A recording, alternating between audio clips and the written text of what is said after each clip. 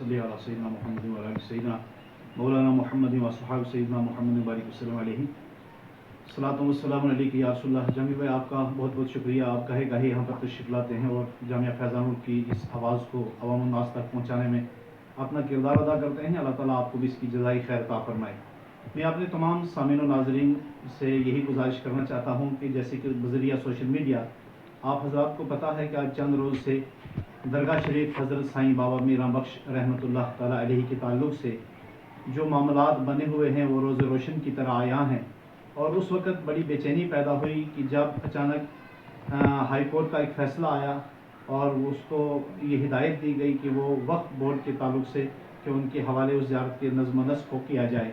मैं इन दिनों में किसी मुसरफ़ियत की वजह से इदारे से बाहर था। कल शाम मुझे दरगाह शरीफ पर बाद नमाज असर जाने का मौका मिला। यकीन जानिए कि दरगाह शरीफ का जो निज़ाम है, जो आज वहाँ पर ज़ायरीन के लिए एहतिमाम किया जा रहा है, जो आज हमने कम से कम 30 साल से हम लोग इससे बिल्कुल नज़दीक तरीके से इनके मामलात को नज़र में रखते हैं, तो जो इंतज़ाम, जो तामीरी और तरक्की वहाँ पर इस अरसा 2 साल के अंदर हुई है, शायद तारीख़ के औराक में कहीं दूर तक इसको नज़र नहीं आएगी। आज हम बस स्टैंड ऊपर चलते हैं तो हमें हर कदम पर वहाँ का हर काम ये गवाही दे रहा है कि ट्रस्ट के ज़िम्मेदारान ने जो दिल लगी के साथ, जो दिल जोई के साथ वहाँ ज़ियारत शरीफ के नज़्म व नस्ख़ को संभाला, यकीनन वो काबिल तारीफ़ है। और देखिए कि देखो, हाई कोर्ट का एक फ़ैसला वो हमारे लिए काबिल एहतराम है। आज मुल्क के हालात को मद्देनज़र रखिए कि जब भी कोई ज़ालिम अपने जुल्म या बर्बरियत के ऊपर खड़ा होता है तो मज़लूम उसका मुकाबला नहीं कर सकता है। तो मज़लूम के पास अगर कोई रास्ता बचता है वो एक ही है कि मैं अदलिया के पास जाकर यकीनन अपने इंसाफ के लिए आवाज़ बुलंद कर सकता हूँ। यही खूबसूरत हमारे मुल्क के हिंदुस्तान की है कि जब भी कोई मामलात इख्तलाफ के अंदर आ जाए उसे अदलिया के दलहेज़ पर रख करके वहाँ पर उसको सुलझाने की कोशिश की जाती है। इसी ताल्लुक़ से ट्रस्ट ज़िम्मेदारान ने और औक़ाफ़ ने इस केस के सिलसिले को हाई कोर्ट के अंदर पहुँचाया और हाई कोर्ट ने एक फ़ैसला दिया जो यकीनन काबिल एहतराम है।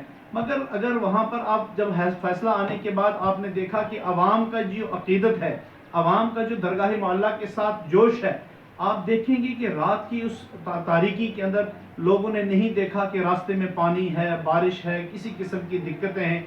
जब उनको पता लगा कि ये इस ट्रस्ट से निज़ाम हटा करके वक्फ बोर्ड के हवाले कर रहे हैं तो लोगों के जज्बात को यकीनन ठेस लगी है। फिर भी वो लोगों को मैंने देखा आज की जब मैं वहाँ दरगाह पर पहुँचा तो मुझे पता चला कि ये लोग बराबर धरने के ऊपर बैठे हैं। मैं आपसे पूछना चाहता हूँ, जैसे कि आप लोग हर आवाज़ को उठाते हैं और माशरे पर बड़ी गहरी नज़र रखते हैं, हर तबके में माशरे में किसी न किसी सिलसिले में एक दूसरे की इख्तलाफ राय पैदा हो जाती है और जब लोग एहतिजाज का रास्ता पकड़ते हैं तो वहाँ शिद्दत आ जाती है।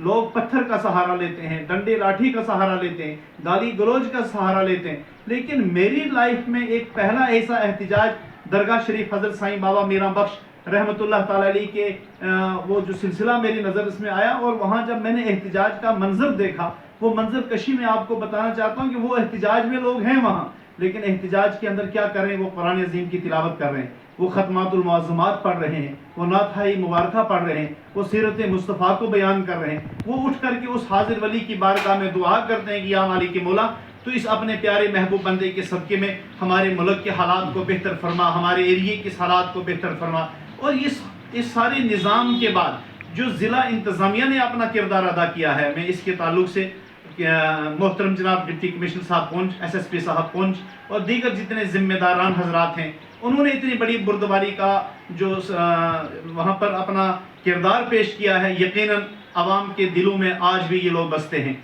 अगर कोई जज्बाती ऑफिसर हमारे इस वक्त होते तो मुझे लग रहा है कि जो आवाम का तसलसल था यकीनन वो किसी न किसी तसादम का शिकार हो जाते। और ये इनकी दूर नज़र निगाह का आलम यह है, उनकी फ़राख दिली का मामला से ये उनकी दूर नज़री का आलम यह है कि उन्होंने हालात को परखा, दोनों तबके के साथ उन्होंने बातचीत का रास्ता तलाश किया और उसके बाद उन्होंने यकीनन डाक बंगले के अंदर भी एक नशिस्त को उन्होंने लिया है।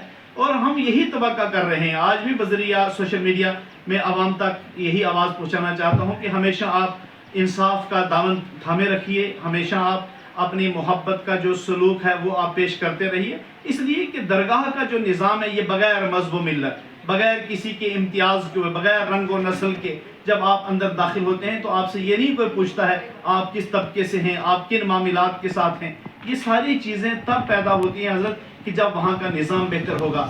آج وہاں لنگر کا نظام دیکھیے، آج وہاں زائرین کے لیے اہتمام کا سلسلہ دیکھیے کہ آپ وہاں جانے کے بعد یقیناً کہیں گے کہ جو ٹرسٹ نے کام کیا ہے، یہاں کے ذمہ داروں نے جو نظام قائم کیا، یہ ایک مثال ہے. ہم نے دیکھا کہ ہم وقف بورڈ بھی ہمارا ہے، کوئی ہمارے سے باہر کا ادارہ نہیں ہے، لیکن وہاں پر جو سلسلہ نظام کا ہے وہ ابھی تک ہماری نظر میں بڑا کمزور آتا نظر آ رہا ہے.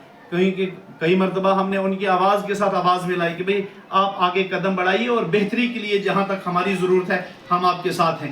لیکن آپ نے دیکھا ہے ڈیریاں کی اس زیارت کو اوقاف نے ٹیک اوور کیا ہے. اس وقت کم سے کم 100 بچے کے قریب وہاں پر تعلیم حاصل کر رہے تھے.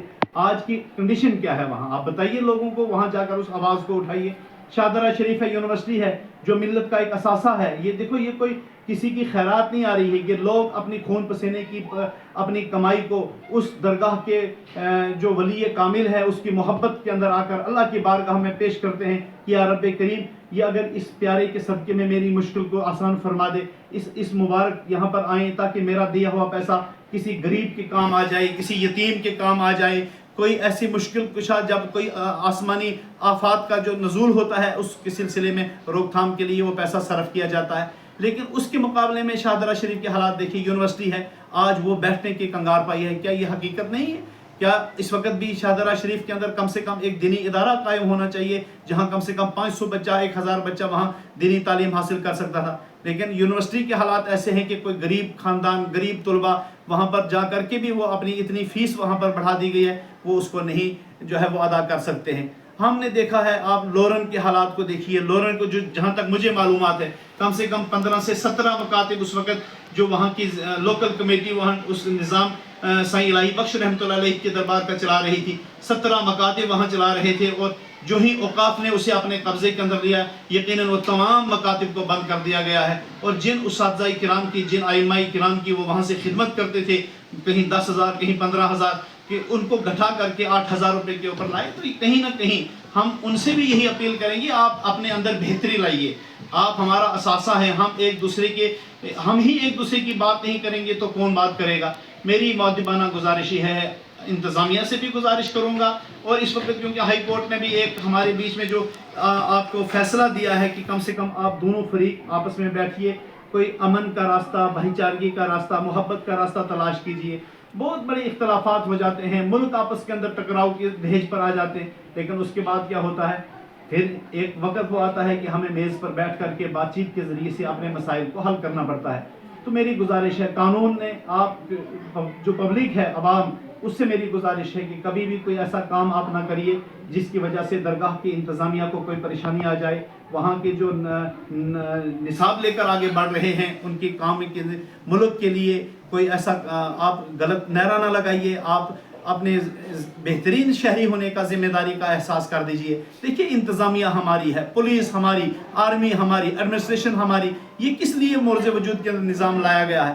ہم ایک دوسرے کا حصہ ہیں. کسی بھی طبقے کے ساتھ ہم بات کریں گے، ایک انسانیت کے لیے آگے بات کرنا ہوگا. جب آپ انسانیت کی بات کریں گے تو ہمیں بغیر رنگ و نسل کے اس وقت جو حالات بنے ہوئے ہیں ملک کے اندر، ہمیں اتفاق کی بات کرنی ہے، محبت کی بات کرنی ہے، لوگوں کو اخوت کی طرف لانا ہے، لوگوں کو بھائی چارگی کی طرف لانا ہے، نہ کہ نفرتوں سے ہم نے ایک دوسرے کو دور کرنا ہے. اللہ کی بارگاہ سے یہی دعا کرتا ہوں کہ آنے والے وقت کے اندر اللہ تعالیٰ امن کا راستہ پیدا فرمائیے. ہم قانون کے ذریعے سے، میں اوقاف سے بھی یہ گزارش کروں گا اور ٹرسٹ کے ممبران سے بھی، آپ قانونی راستے کا احترام کرتے ہوئے اس کے اوپر آپ محنت کر دیجئے. قانون نے آج اگر سنگل بینچ نے فیصلہ دیا ہے تو اگر آپ کہتے ہیں کہ یہ ہمارے حق میں نہیں ہے تو یہ کوئی، ہم قانون کی خلاف ورزی نہیں کر رہے ہیں. قانون نے کہا اگر یہاں آپ کو کوئی دقت آتی ہے ڈبل بینچ کے اندر آپ آ جائیے.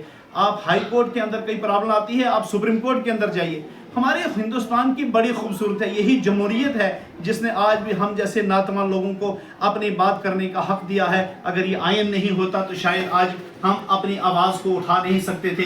یہی ہے کہ آج پوری دنیا کے نظام کو دیکھیں گے، لیکن آج ہمیں اپنے ملک کے اس آئین کے اوپر فخر ہے کہ ہمارا ملک ہماری تحفظ کے لیے، ہماری عزت کے لیے، بقا کے لیے یقیناً ایک ایسا کردار ادا کر رہا ہے جو پوری عالم دنیا کے لیے ایک مثال بنی ہے. لہٰذا اللہ سے دعا ہے اللہ تعالیٰ امن کا راستہ پیدا فرمائے. ہم یہی امید کرتے ہیں کہ ٹرسٹ اور اوقاف میز پر آئیں, آپس میں بیٹھ کر کے بات چیت کریں, تو کہ جو عوام کے اندر خدشات پائے جا رہے ہیں, دیکھیے وہ کام دیکھ کر کام بولتا ہے ہر انسان, اور مخالفت بھی ہمیشہ کام کی ہوتی ہے. میں نے یہ اتنی کنٹروورسی آج سے 20 سال پہلے کبھی نہیں دیکھی, کیونکہ کام نہیں ہو رہا تھا. لیکن آج جب وہاں آپ درگاہ مولا پر جائیں گے, آپ زائرین کے لیے کھانے کا انتظام دیکھیے وہ کس نہج کے اوپر ہے, وہاں ان کی رہائش کا انتظام دیکھیے کس نہج پر ہے. یہی مقام کے لیے اگر ہم کہیں اچانک جانے کا موقع ملا شاہدرہ شریف, تو آپ وہاں بغیر کرائے کے اندر کمرے میں اس میں آپ رات نہیں گزار سکتے ہیں.